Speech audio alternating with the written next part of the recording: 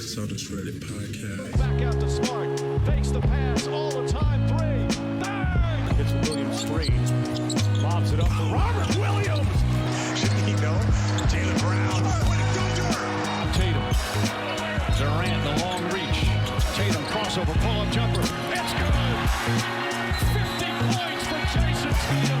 Hello and welcome to the Celtics Reddit podcast. It's me, Wayne Spooney, in the host chair for the first time.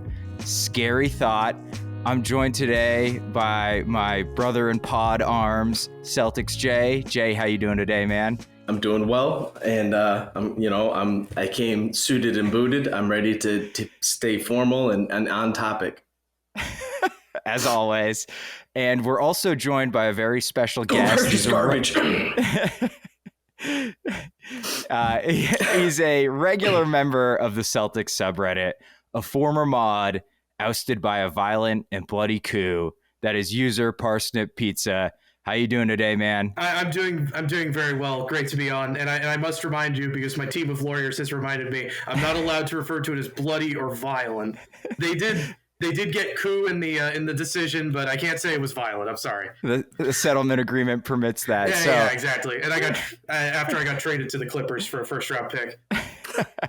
You and Doc both. So why we had Parsnip on, it's All-Star break, right? There's no Celtics basketball. I know we're all fiending for it. So he sent me this idea when we sucked. So it made a lot more sense then. But now that we're good, we're just going to run through it. We're going to have some fun, but we're going through 4 of the worst seasons in Celtics history. And Parsnip, I say, take us away, man. What's the first season you want to talk about? Yeah, absolutely. And I want to start with the season that I actually started following the Celtics. I'm from Celtics land. I'm from where it's normal to be. Normal is relative, obviously, but a Celtics fan. And but I never really got into the Celtics until like when I was younger-ish, and I started getting into them this year because I started getting access to Grantland, the lovely website, and reading columns about, hey, this Celtics team, they're tanking this year. And that year was 2013-2014, where they were 25-57, I believe, out of the 3rd or 4th worst winning percentage in team history. And the really funny part is that this is kind of just like a nothing to see here team in terms of Celtics history. There's been disaster teams. Like the process started this season in Philly. And the Lakers, this is when they really just started being terrible in those late Kobe years. And meanwhile, the Celtics were like, yeah, we're just tanking for a top pick. And so this was also just post Bobcats disaster, I believe, too. And they won like 7 games. Yeah, that's right. That terrible, like probably the worst team of the modern era. That terrible Bobcats team. Poor Kemba. So what was the record? How did we end up? What happened with that season? And then we can get into the nitty gritty a little bit. Absolutely. So this team has a starting point all of these terrible teams have a starting point. They don't just like come into the world as like, oh, we're terrible, except the Bobcats, just because expansion is hell. Right. The Celtics, in my opinion, this team really starts with Game 6 in Boston, when LeBron James basically turns his whole career around and like basically ends the big 3 as we know it, as them as a serious contender. And they lose Game 7, and then for the next year, I think it's 2 years, it's kind of just a top team that hangs around. They lose Ray Allen in free agency to Miami. They have that team that had a really fun run against the Knicks, but just wasn't better than that Knicks team. And in the offseason of 2013, leading into 2013-14, Danny Ainge makes probably one of the biggest trades of the last 20 years, when he trades Pierce and Garnett for 4 firsts. And part of it is he got the extra first because he took on Gerald Wallace, who was one of the worst contracts in the league at that point. He was 5th in minutes on this Celtics team, by the way. I remember starting to watch the Celtics team, and I remember at one point just being like, oh, that's Gerald Wallace. That's the guy who's made a ton of money for nothing. Hey, he had some few good years. The original Crash. Oh, absolutely. He was the guy that basically propped up the Bobcats to begin with, because he was the guy they got from the Kings in the expansion draft. Indeed he was. And so that was an interesting, that 2014 draft, I think at the time, the reason we were tanking was regarded as an amazing draft. But if you look at some of the names back, it is not that great. It's really funny because if you go back to the Grantland, but even just everywhere, everyone was talking about this is 1984 part 2. Every single one of these players is an all-star. And then you look up the list, you look up the lottery. Like, let's say the lottery, your all-stars from the lottery of the 2014 draft. Are you ready? Joel Embiid. Is that it? And those are the all-stars. Oh, no, you know what? I keep forgetting, but Julius Randle, who was kind of an all-star. Yeah, him. Yeah. And Zach LaVine, that's the other one. But Zach LaVine has so drastically changed since when he was drafted. Yeah, I mean, he was not on the original team. I mean, neither was Randall, right? Once he made an all-star team. Correct. So I've got some, I'll call these stats of impotence for this team. If you guys want to run through those real quick. So this Celtics team this year, we have shot 25% or under from 3 5 times. That team in 13-14 did it 21 times. Oh my God. We've shot under 40% from the field 10 times this year. That team did it 24 times. Jay, can you guess who was second on that team in minutes played? Oh, Avery Bradley? No, he should have been, but he was not. Rondo was not either. Well, Rondo only played about 30 games, right? He was shut down by the end of the year. Yeah. He was a power forward. No. Not Chris Humphries. No. Brandon Bass was the second in minutes on that team. Listen, hold on, though, but don't throw too much shade at Mr. Brandon Bass, because there's not a man on the planet that is more butter from like that mid-range on the side. He was two-hand dunks all day, Listen, baby. That dude was steady as it went, like Mr. Consistent. He really You can't throw shade at Brandon Bass, in my opinion. You just can't. I'm not, but when he's your second leading minutes getter, you're probably heading for a top 5 pick, baby. Oh man, that's right. Yeah. So we actually had some fun young talent on that team. Jay, you alluded to Avery Bradley. Yeah, it was, and that was when he started kind of emerging a little bit. We saw him start hitting his mid range because he wasn't hitting the 3 right then. That was like he was still coming off those curls, getting right at that free throw line, and that was his little butter move. And then all those back cuts. Oh, I used to love watching that stuff, man. I get all fired up. I know, those IT teams, man. That we had young Olynyk, right? The Canadian Neon Jesus. Jared Sullinger, who I was absurdly high on and still to this day think he could contribute. His rebounding numbers, like his rebounding numbers were absurd. Like he would just double like almost every other game. It was insane. Yeah, and ultimately the end of that season is the biggest gift you could ever get because we drafted Marcus Smart.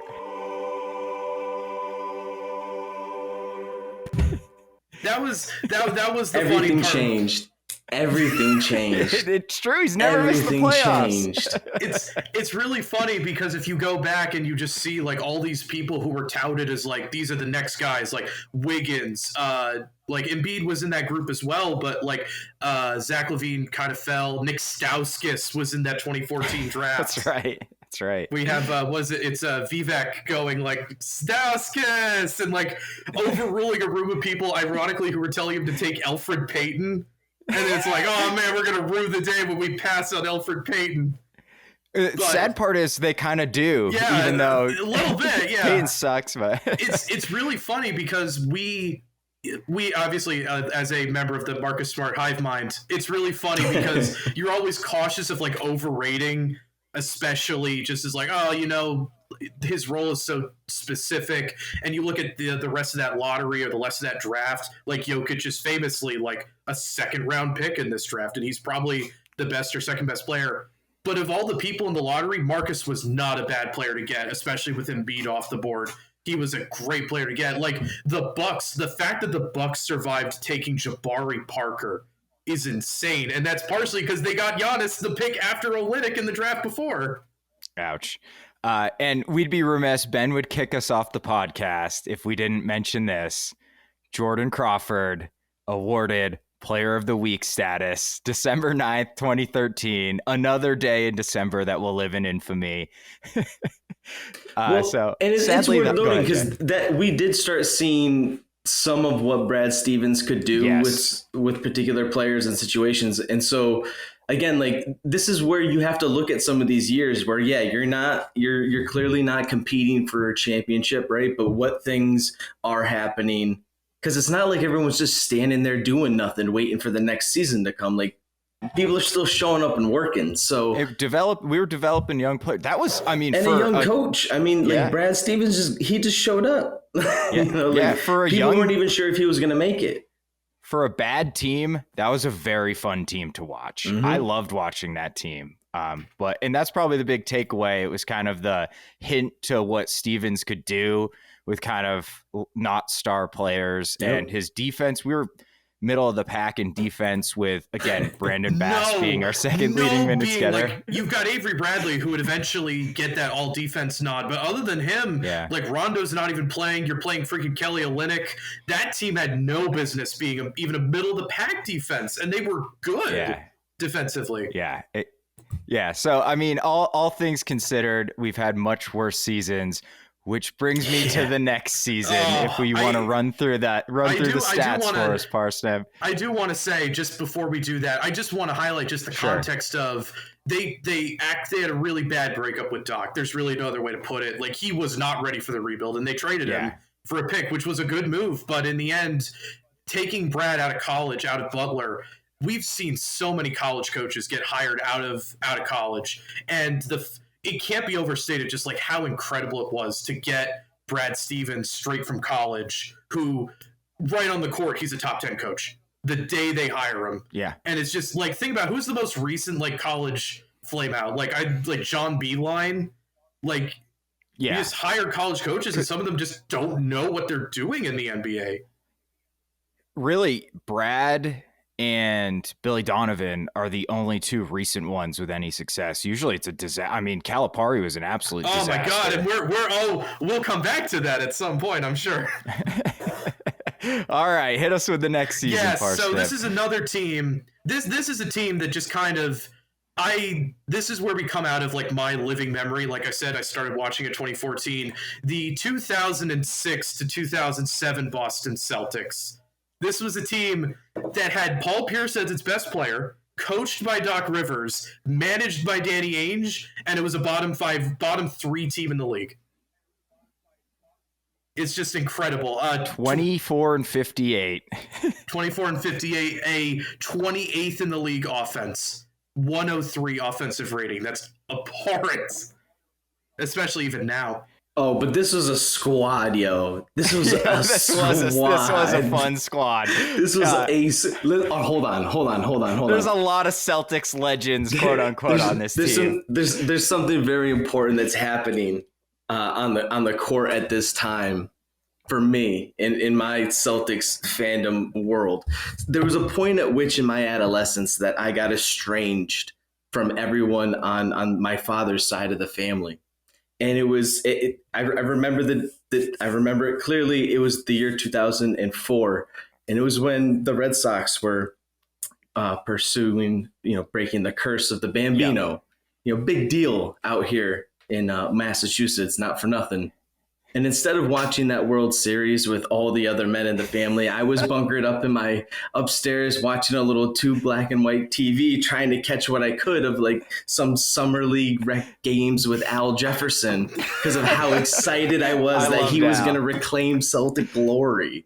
And so this was the season that I started seeing all of that actually come to fruition. Like I felt like I was watching the emergence of greatness in Al Jefferson. And then of course everything happened afterwards. But this was a poetically amazing season for me, and I don't remember it as anything other than gorgeous. There's a lot of fun players on this team. All right, so let me hit you with some. Delonte West, the best, the best interview ever.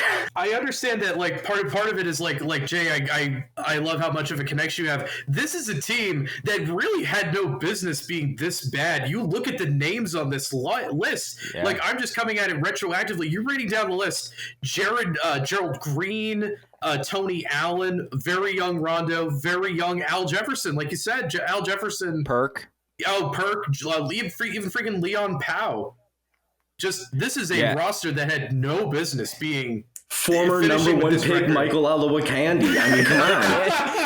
Wally Zerbiak was on that team. Wally, baby. Brian was on it at this point, too. Yeah. Let me hit you with some stats here. All right, so 25% or under from three. This team did it 18 times. Again, we've done it 5 this year. Thanks, and Tony Allen. Yeah, we've had a bad shooting year. Though. Yeah. All right, Jay, again, I ask you, who is second in minutes played on this team? Another undersized power forward. Second round pick out of Providence. Oh, my God. Ryan Gomes. Ryan Gomes was second in minutes played. Ryan Gomes, baby. Our most played lineup had Pierce, obviously. Perk, Ryan Gomes, Wally Zerbiak, and Bassie Telfair. And you know what? Oh, my God. Yeah, we were trying to reclaim Bassie's career, yo. We gave up a first for him. That was Randy Foy. Oh, my God, that's right. Yeah, that wasn't a great draft. Here's the craziest part. That lineup had a plus 12.5 net rating in like 200 minutes. It was a good lineup. It worked. That's an anomaly. If you leave out Telfair, that's like three pretty solid playoff players, and Ryan Gomes, who like was all right at that point, but then you throw in Telfair, who's just, dear God. Yeah, he averaged 30 minutes a game. No one could shoot on that squad. No, other than Wally, and I don't think he played that much that year. No, he was always hurt. Yeah, I have one more stat for you, and so this team finished 28th in offensive rating. Shocking. So let me just hit you with this: we, as a team, the Celtics have not scored exactly 80 or fewer points this season. That team did it 10 times. An eighth of their games, they didn't crack 80 points. Thanks, Tony Allen. Listen, though, what games they won because of Tony Allen. Let me tell you right now. Yeah, Tony was a beast. Didn't he? That's the year I believe he tore his ACL. Well, right. But he was like taking his whole game to another level before that happened. Like, I would love that. I'd love if you can put this in the description. There's a really good The Ringer did a piece right before the 2018 season, I think, where they did a pretty good just retrospective on the 2006 Celtics. I think they got to talk to Delonte West. They got to talk to Al Jefferson. It was a really good breakdown of that season, and they mentioned like every happy thing for the Celtics going down in flames. Like Tony Allen like takes that step and he tears his ACL. Just bad luck after bad luck after bad luck for them. Yeah, and again, I will say, like the last season, this was kind of the harbinger of good things to come, though, because this season is when we made the Ray Allen and KG trade. So I do want to say there's two really important contexts with this. I have it in my notes, like very specifically, right before 2006, Red Auerbach dies, or right at the beginning of the season. So there's the guy of the franchise. Number two. That was the other heartbreaker for that season. Yeah. Number two. You were like, man, this is the one that has to be for Red. That was the season that they had the black shamrock with Red's logo on the court. And I think there was a jersey patch as well, I believe. Mm-hmm. You would know better, Jay. I did my digging, and this is like I'm the young person who wasn't watching at the time. Pierce did a speech. Wait, what does that make me? I'm sorry. I mean, eventually we're gonna have to tell people It's the tie. I remember looking it up that Pierce did a speech, I think right after Red died, and all I could find were people just saying like it was like a moving moment that really just solidified his connection for sure. Yeah, well, and here's the thing. I think Spoons, we touched on it a bit when Paul got inducted into the Hall of Fame. Paul Pierce has always been 100% a genuine version of who he is. He's never been anything but that. When he's been good, when he's been, not feeling great, he's just always been true to who he is, and he's been real with everyone around him. So anytime when something has happened and he's had the opportunity to speak, he just speaks straight from his heart, man. And he feels like he invested in this community. You know what I mean? Like, the love that's felt for that guy is because of the love that he poured into the community. He's got a connection with the city, and I think it just speaks through all that. It was and that's what, again, when you reflect back on it, I never think of it as a shitty season. There's so much poetry about it. But it is tough to think about, because it's like you love nothing more than to have done something more exciting for Red, Yeah. And Jay, I don't know if it was just me, but I feel like back then, or if I'm remembering correctly, I felt like there was this kind of impending doom that we were going to trade Pierce in the offseason and like totally rebuild. And Danny obviously went the complete opposite way and got him 2 All-NBA guys. But I remember like lots of speculation and like terror, because I love, Pierce was my guy, right? He was our Larry Bird. And I remember thinking like, shit, man, we're going to lose this dude. And he wasn't getting along with Doc. Doc was like benching him. So those 2 guys were like button heads. You were hearing everything coming out about, again, Paul wasn't going to BS about being happy if he wasn't happy. And he didn't want to suck anymore. He saw everyone else having these teams built around them and getting success or being competitive. He's like, this is bullshit. Like, I'm a phenomenal player, and I should be able to perform at the highest level. And Danny said, please, just, he's like, I'll double down on you if you will bet on me for just give me another season. And he did. Put it together. I do want to say it's got to be mentioned that this was a year where they ended up just being one of the worst teams in the league, but part of it ended up being strategic, because this is the 2007 draft.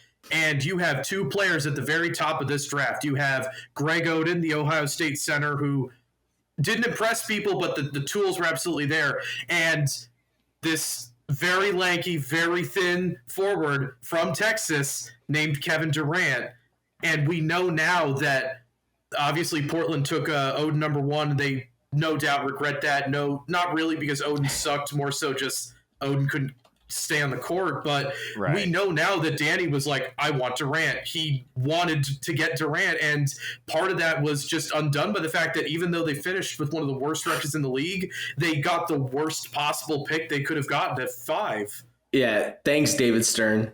Yeah, that was rigged. What was it? It's in that great Ringer piece, it describes it like Tommy was at the lottery ceremony, and when the Celtics pick came up, the article describes it as Tommy looked like he wanted to like rip the green tie he was wearing like right off his shirt and tear it to pieces.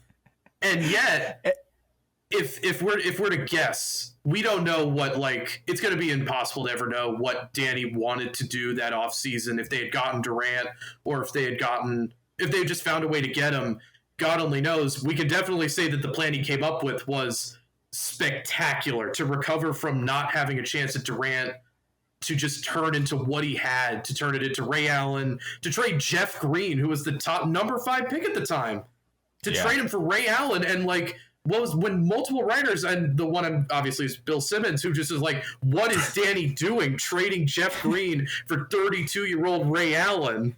That was the right trade. That ended up being the right trade. Not even without KG, that's the right trade. That's a good trade, and part of it is helped by the fact that Jeff Green, Jeff Green's had an incredible NBA career in a very different way than when I say incredible. But to get Ray Allen, who basically like a Robert Horry kind of career, yeah, exactly. Never the superstar, but career, yeah. And maybe not as many huge moments, but just somebody who's valuable. I mean, I can definitely say this year the Nets really probably wish they still had Jeff Green. I'll say that. Oh, definitely. And Horford was number 3 in that draft. Yes, he I'm was. pretty sure too. So that would have been a pretty damn nice pick as well. And later, a lot of representation that year. That was a nice class. This was a nice class. This was. Oh wait, that's a different draft. Dang it. See, Spoons. Come on, you're supposed to be on top of this. You want to hear this? Stuff. This is incredible. Imagine this, because the Celtics. If we can guess that Danny traded the pick because he was like, we're going to stick with Pierce. I think there's a universe where they take Durant and just go Durant Pierce, which is just a fascinating universe. That's a fascinating universe. And here's the thing: you can add Ray Allen to those two and have damn near the same outcome. I mean, you're not going to get the same defense that KG obviously brought. Like, that's a whole different thing. But of course, as far as just like the dynamics on the offensive end and the versatility on both sides, like, they could have run that and been maybe not as immediately successful, but that team would have competed. Yeah, big time. The nutty thing is like, imagine what we're talking about. They fall to 5 and Jeff Green's the picker, and he was a pretty consensus pick there. The next pick was Yi Yao Lin, the chairman. You want to hear who falls? Listen to what happens to Celtics history if that pick is anywhere between 1 and 4. Greg Oden, Kevin Durant, Al Horford, and Al Horford's Greg Oden's Ohio State teammate, Michael Conley. Yeah. Imagine that. Imagine Celtics history. Imagine if they even tried to have Conley and Rondo together at some point. No, Rondo would have been gone. Oh no, yeah. I probably would have done that too. I hate to say it, but Rondo had a great start to his career. You have to imagine a young Conley probably would have been able to do the same, and probably more than young Rondo. Again, unless KG. That's absolutely, the thing. Absolutely. KG was on the record, like, he's like, I won't go there if y'all deal Rondo. If he's not there, like, I'm not coming. Like, and I do want to mention for Rondo, because it's really funny, because in the same draft that Danny picks Randy Foye and trades him, he gets Rondo for cash. He gets a Suns team basically destroyed by Robert Sarver and Robert Horry. That team trades their first-round pick for cash, and that's how they get Rondo. They get him with the 21st, 22nd pick in the draft, in the same draft that they basically whiff in the top 10. And don't get it messed up, man. Watching that dude, even on some rough seasons, like watching Rondo develop and then get the opportunity to really showcase with the big three. Like, that's, again, like, that's, you gotta find those narratives and those threads on those tough years, you know, and appreciate watching that stuff go down, because it was amazing watching that dude become who he ended up being. Like, he's a legend now. Like, he's gone and won other places. He's been a damn Laker longer than I care to actually consider. And we still can't totally let go, because there's something about Rondo you can't appreciate. That first version of Rondo from that 2008 season right up until that game, that injury, that Wade play, was just an incredible point guard in the NBA. He was, second team All-NBA at one point? I mean, just incredible. They talked about him toe-to-toe with Chris Paul. I mean, like, that was a conversation for a minute. And Chris Paul, you know, his tenure there lasted longer than Rondo's, but, you know, some injuries played a key role in that. Rondo was a different kind of cat too. That's the thing. Like, he, even now with diminished athleticism, like, he can still just outmaneuver the game from just a cognitive perspective. Like, he's got that LeBron level status, way of 40 chess playing around people. It's crazy. Had that guy had more opportunity to express his potential and his talent in his prime without those injuries getting in the way, it would have been really special to see that Rondo. But it's been great to see the one that we got to see. Young Rondo was worth the price of admission, just for, you never knew the shit he was going to pull in a game, man. It was wild. And let it be nationally televised, please. Yeah. National TV Rondo, the old legends. Yeah.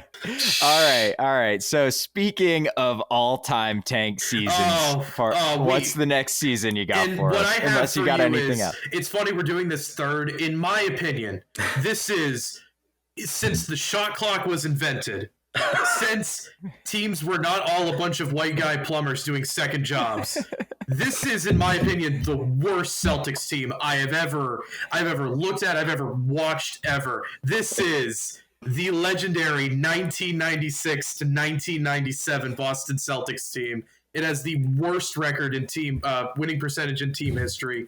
That team went 15-67. All-time terrible. That was the tank for Duncan, right? Yes, that was indeed the tank for Duncan. So if I can, just the immediate context on this team is you can start this in 86 when unfortunately they take Len Bias, and whatever you think Len was going to be, Len would have probably been something, and to lose him on draft night was just heartbreaking. But then you almost recover and you get Reggie Lewis, and then you sadly lose Reggie Lewis, the other tragic loss in the Celtics period.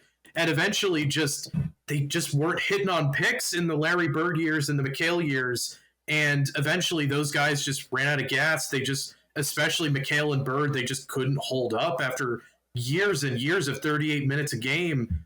So by 1996, the cupboard is really bare. It's basically, in 95, it was basically D Brown with Reggie gone. That team had almost no one. They got Dino Rada to come over from Europe, and he was maybe the second best. Put some respect on that. And he's like a respect on that man's name. I'm sorry. You can tell you're young. With I watched that man with enthusiasm. You put some respect on his name. It's really funny. Like I know. Like Simmons hated him. That's the only thing I know. But you look at the numbers, and that's awful. This team was bad. It really. And then when Walker showed up, it just made it so much clearer how bad he was. The thing that's also got to be mentioned here is this 96-97 team. We've in our lifetimes, it's actually kind of come back. We got Tom Thibodeau as coach and GM of the Minnesota Timberwolves when he made some horrible trades with them, and Stan Van Gundy, of course, made the Blake Griffin trade, just a terrible trade. But those guys were coaches. Like they were decent coaches who were given the management job because they won a power struggle. This 96-97 Celtics team GM'd and coached by probably one of the most incompetent people to get both titles, ML Carr. Why wave a towel on the bench when you can wave it from the luxury box? Probably one of the. It's funny that the Celtics are known for a long history of like amazing management with Red and just stability. And Danny. Yeah, this is the fucking dark ages right here, man. This is the worst. So, in that vein, I have got some stats for you guys. This team, 20 or more turnovers in a game. This year, we've done it 5 times this season, and this is a high. Everyone's talking about we turn it over too much. That team did it 16 times. So every one game a week, basically, they turned it over 20 or more times. They were 5th in points per game. Games ended quicker that way, you know? Yeah, exactly. Only because they played by far the fastest pace. They were 26th in offensive rating. So one of the least efficient offenses in the league. Spoons, Don't stop the clock. Spoons, I wanted to look this up. I don't know if you have this on your list. I didn't know this because when you see a high turnover rate, you're just like, who's the ball handler for this team? They had David Wesley, who he's not like a world beater, but he's like somebody. He played 40 minutes a game. Yeah, and he started 73 games. In that vein, they only had 3 games. So, or rather, this year, 9 times we've turned it over 10 or less times. They had 3 games in an 82-game season where they turned it over 10 or less times. So every single game, they had double-digit turnovers except 3. And that's not even the worst. The defense is the worst part. Oh, man. So this year, our opponents have shot 50% from the field or better 9 times, which is insane. I mean, that's incredibly good. The opponents of the 96-97 Celtics shot over 50%. Dana Barrows was locking people up? Come on. No, Dino neither. Their opponents shot better than 50% 46 times. Over half their games, the other team shot 50% from the field. So you're not stopping anybody. It's really funny because generally with defenses, you're looking at who's the forward core, who's the center core, because you look at the guard core for this, and it's not great, but there's names there. We've said them, like David Wesley, D Brown, Dana Barrows. Wait, I want to make sure it's Dana Barros and not Cedric Sabalos. I get those mixed up sometimes. Yeah, no, it's Dana Barros. Dana Barros. Like, those aren't great guards, but they're guards. They'll do things. But Dana Barros and D Brown couldn't guard anybody. No, they're just not. They just no size. And then when you turn around and you're like, all right, who's behind the line? The Hall of Fame list of stiffs on this team: Purvis Elliston, Frank Brakowski, Stacey King, Alton Lister. These are all just career-long stiffs who somehow stayed in the league because they were taller than 6'10". Like, Alton Lister, the greatest moment of Alton Lister's career is getting his soul sucked out of his body by Sean Kemp in the Western Conference Finals. Might I also add, not only did they allow 50 or better % shooting in 46 games, this is one of the least efficient times in NBA history. Teams were not like regularly cracking 50% from the field. Like, this was a bad offense era, and this team made them look like the modern Golden State Warriors. I mean, that is how bad they were on defense. They were pretty bad. I do want to... No, go ahead. Antoine Walker was still letting them rain from 3, though. Of course he was. Antoine never stopped. Looking for that 4-point line. And I do want to get into Antoine Walker because it's really funny. You look at the roster of that team, the youth, it's all Antoine. If you look at like who are people that are going to be somebody in the future, and it is just Antoine Walker. And he played 14. I looked this up. He played 19% of his minutes as a small forward on this team. Why? Oh, hold on. Different era. Well, and did you? I mean, I watched dude play. Like, he could play any position he wanted, especially like his first handful of seasons in the league. Like, he was a different kind of cat. Like, Antoine Walker was insane when he was like, Antoine Walker was like, he was different. He really was kind of like before his time. Like, if the game was played a little bit more like the way it is now, like, he probably would have been nurtured a little bit differently and valued differently as a player, because he was that forward that could body up in the post a bit. He was big enough and strong enough, but he could handle the ball like a guard, like a legit guard, and then he could pass really well, like off the dribble. That's like, the insane part was watching it, because I knew like some of the old, like, you look it up and there's old criticisms of this team as it was happening. And it was really funny because I think one of the stated things were like people making fun of, oh, we know they're purposely trying to win games. They're playing Antoine at the 5. And now you look at it, it's like, yeah, Antoine's a 5 now. He just who else was going to play the 5? What is he? He's I don't have his height down. It's like what, 6'9", 6'10"? Shoots. No, he's 6'8", and he's a shooter. Yeah. And he was wasn't he basically that in Miami when he finally won a title? He was like a 4-5. Yeah. Oh yeah, definitely. Yeah, he was. But again, he was being put in that center position because there was injuries and no one better to play. Yeah, so, I mean, it's like he was their best rebounder. He was the only guy strong enough to put up and again, he created a mismatch problem. So like, if you were going to even be competitive, and you're just throwing minutes at this guy at that point anyway, you just want him to get reps out there. You know, he's the only good thing you've got in your pocket at that point. And I do want to transition that into just a funny narrative thing that I found just researching this team. I know we just made fun of him, and I'm not going to defend him as a coach. There was a theory we get into Antoine.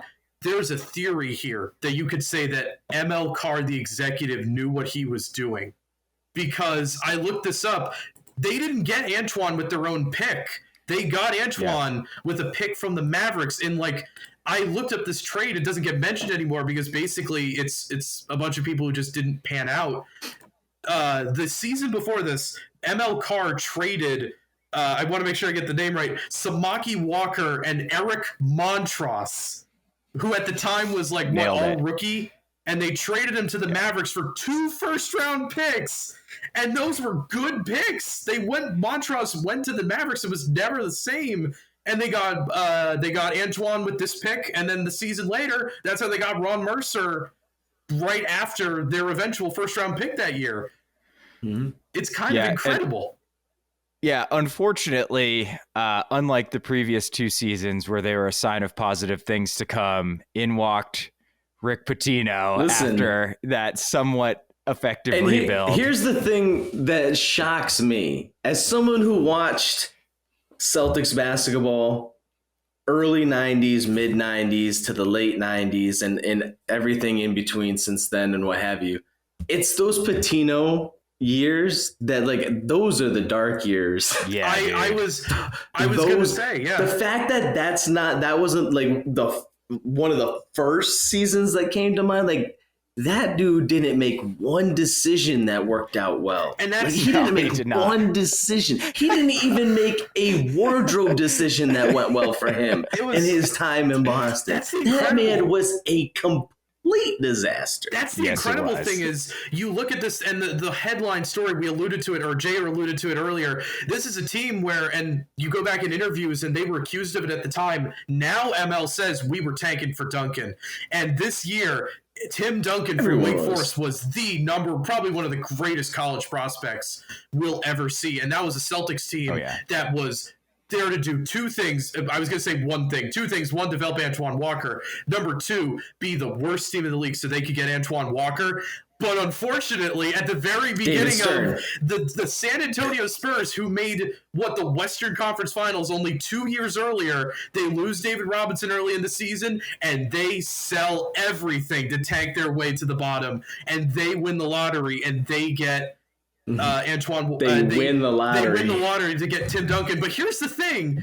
The story that's told is like, and then they missed out on Tim Duncan, which of course is a franchise-changing moment. They get the number 3 pick. They take the second best player in the draft with Chauncey Billups. They get the second best player with Chauncey Billups after the Raptors pass on him. And to your point, I know earlier I opened it, and I do agree with you that this is a dark era, and it should be highlighted as that. But when you're talking about Chauncey Billups, and then they take Ron Mercer, that's a team with Antoine Walker, Ron Mercer, Chauncey Billups. That's not great, but that's something. But when you say Chauncey Billups and Ron Mercer, the next disaster waiting off stage is Rick Pitino when he trades Chauncey Billups after 50 games. And then the year after, I believe he drafted Joe Johnson and also traded him. It was Rodney Rogers and Tony Delk for Joe Johnson. Indeed, it and was. It two or one first for Vitaly Potapenko? Whoa, I tolerate no Vitaly Potapenko slander on this podcast, sir. I love me some Vitaly. He was trash, but I love him still. All right, so let's run through this last season real quick because it was before all of us were born, even me and Jay. No, you make it sound like I was born in like 2020. I'll have you know I was only born in 2015. Come on now. Okay, all right, good. So you're a year older than Tatum. That's great. Yeah, exactly. Yeah, I'm also eternally 19. Yeah. All right, man. So what's the last season you got for us? This is the team. I had to look for a non-tanking Celtics team. Like the last 3 we went over, at least to some point, you had somebody in the organization or somebody saying to them, it's like, you're tanking. This is a team that was not tanking. They couldn't tank because they traded their first round pick. This is the 1978-1979 Boston Celtics, who went 29-53. They had the worst win percentage of the post-shot clock era. They had the 19th best offense in the league, which sounds good, right? There were 22 teams. And that's worst win percentage of a team not actively trying to correct, tank. yes. This is a team that was trying to win, and it has to be – this is a fascinating team because the year before John Havlicek retires, that's a major moment for the Celtics. That's your all-time leading scorer. That's a guy who got a 10-minute standing ovation in his final game for his retirement. And then, so what do you do now? Because with John leaving, that's the dynasty right there. You starting all the way with Kuzi, you draft Russell, and then in between the Russell, you get Hondo, and you get guys like Sam Jones, and then eventually those guys retired, but you still got Hondo, and you get Dave Cowens and JoJo White. All of them are gone by this season, except JoJo White. Cowens was a player coach this season. He was fired with, I believe, 8 games in. This team had no coaching. So I've got some. It's a bridge year. Bridge year, yeah. Yeah, it's essentially a bridge year. Yeah. I've got some stats for you on this one. Oh. This team turned it over 20 or more times in 44 games. Solid. Again, we've done that 5 times this year. Or 9 times, I'm sorry. 9 times this year. No, 5 times. 5 times, I'm sorry. 44 games with 20 or more turnovers. You had one job. I know. I'm sorry. Yeah, I'm new in the host chair, all right? It's a little harder than it looks. It is, man. So they did not have a game with fewer than 11 turnovers. They turned it over 11 times or more every single game. Who was their leading scorer that year? It was. I can look this up. Total points or per game? Oh, it doesn't matter because it's the same guy. It's Cedric Cornbread Maxwell leading with 19 points a game. Not bad. Defense was an issue. Again, we've allowed 50% shooting or better 9 times this year. This team allowed it in 48 games. So, yeah, people were scoring on them and they were not scoring. And that's how you get one of the worst seasons in Celtics history.